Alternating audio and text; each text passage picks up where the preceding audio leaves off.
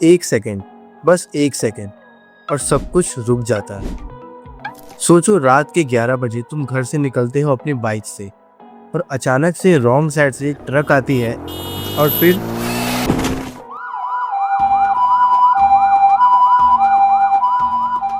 अगली बार जब तुम्हारी आंखें खुलती है तो 9 दिन निकल चुके हैं।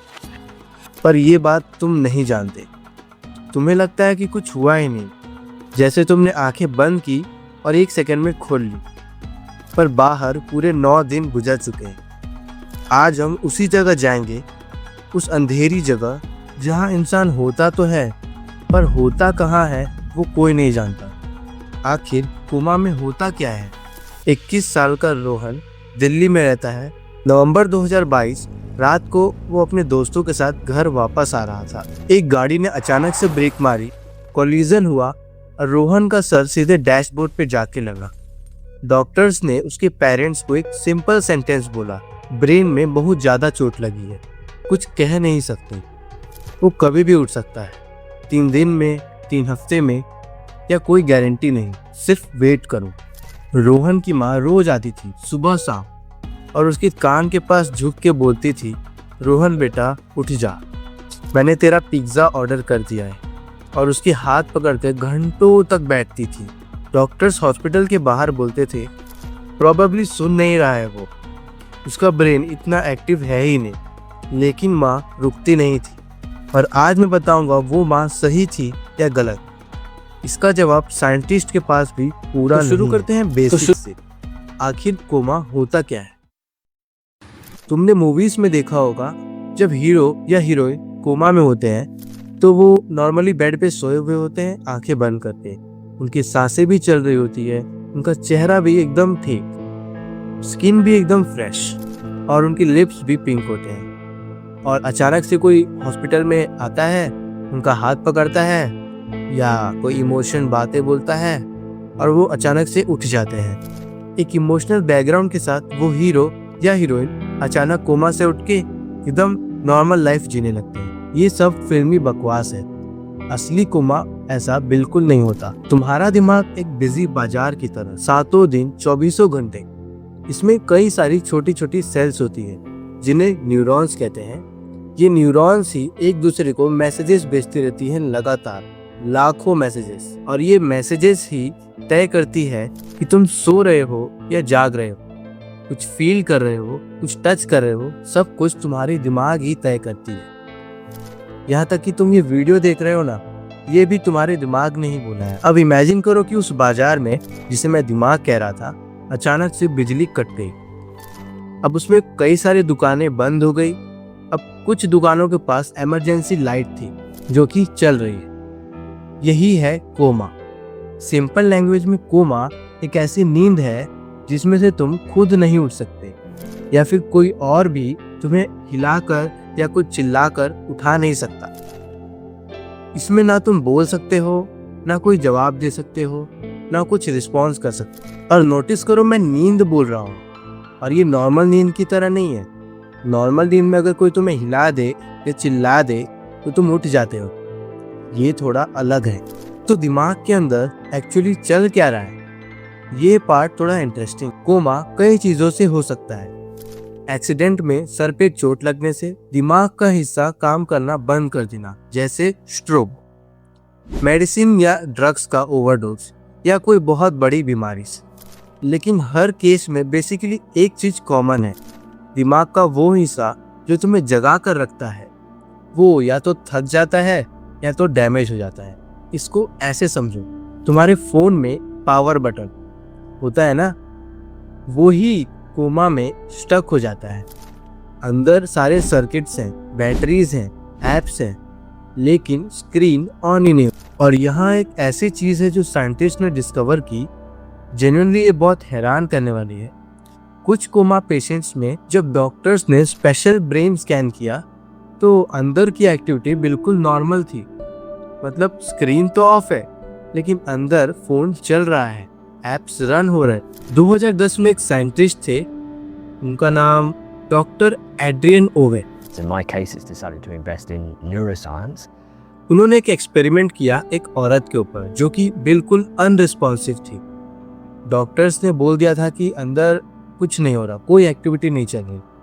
तो उन्होंने ऐसा किया, उन्होंने उसके कान में बोला कि इमेजिन करो कि तुम टेनिस खेल रही हो। ब्रेन स्कैन पे पता चला कि उसके ब्रेन का वही एरिया जला जैसे कोई हेल्दी इंसान टेनिस के बारे में इमेजिन करता है तो जलता है। और यहाँ जलना मतलब वो वाला आग वाला नहीं, जलना मतलब एक्टिविटी, ब्रेन में एक्टिविटीज होती है ना वो। रुको, ये सोचना बंद करो और ये प्रोसेस करो कि वो बोल नहीं सकती थी, हिल नहीं सकती थी, कोई भी रिस्पॉन्स नहीं कर सकती थी, लेकिन उसका दिमाग डॉक्टर्स की बातें सुनकर रिस्पॉन्ड कर रहा था। तो क्या इसका मतलब वो वहां थी?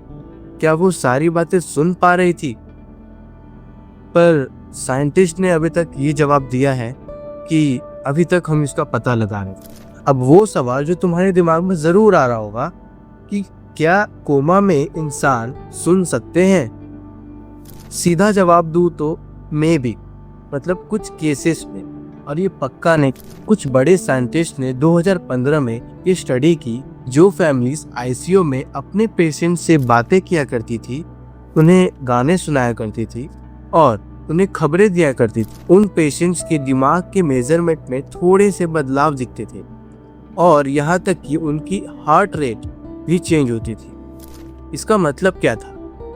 इसका मतलब ये नहीं कि वो समझते थे, बल्कि ये था कि कुछ ना कुछ तो प्रोसेस हो रहा था। इसीलिए आज डॉक्टर्स ग्लोबली ये कहते हैं कि कोमा पेशेंट से बातें करो, उन्हें टच करो, उनका फेवरेट गाना सुनाओ।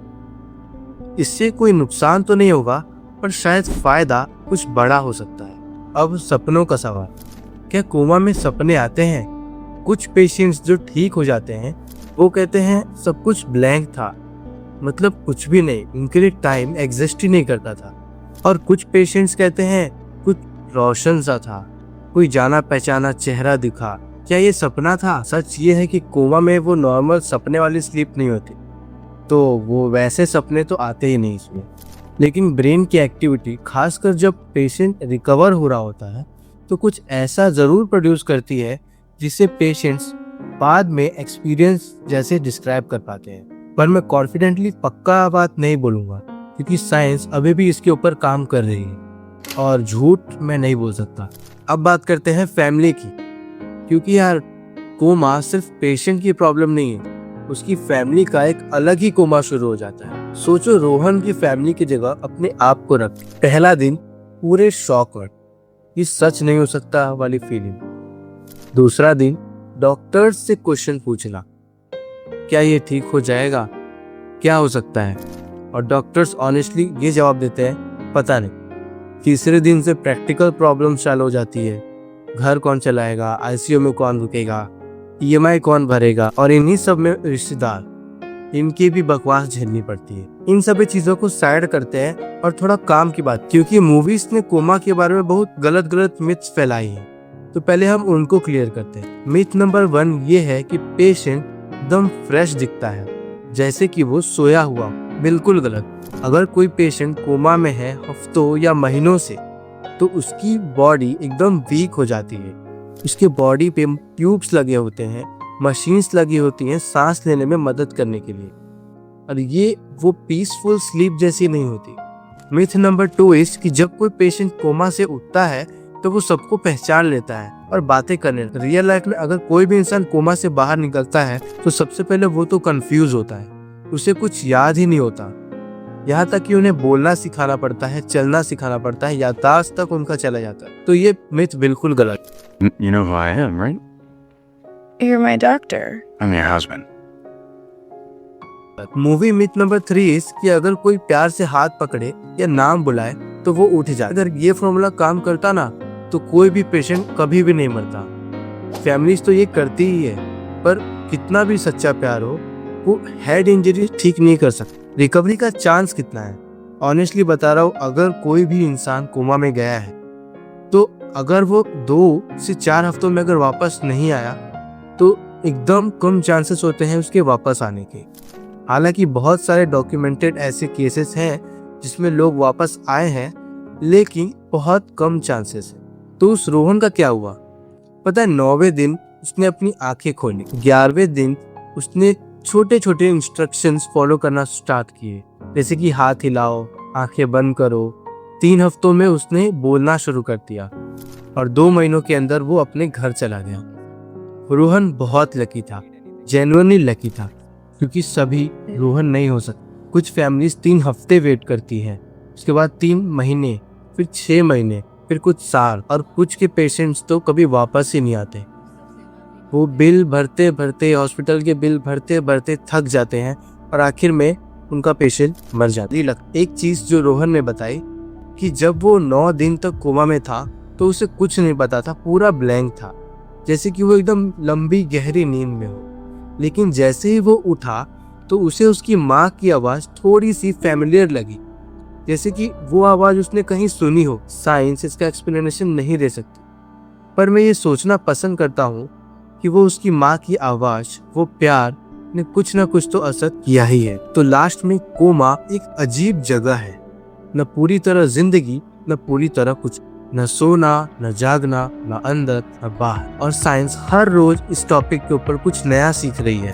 और अगर इस वीडियो ने थोड़ा भी आपको सोचने पर मजबूर किया हो तो किसी अपने इम्पोर्टेंट इंसान को शेयर जरूर करना। और क्या तुम चाहते हो कि मैं एज ए स्टूडेंट हमारे एजुकेशन सिस्टम को एक्सपोज करूं, बताओ कि आखिर एजुकेशन सिस्टम में हो क्या रहा है? तो सब्सक्राइब कर लो। मैं मिलूंगा अगले वीडियो में, तब तक के लिए जय हिंद, खुश रहो और खुश रहने दो।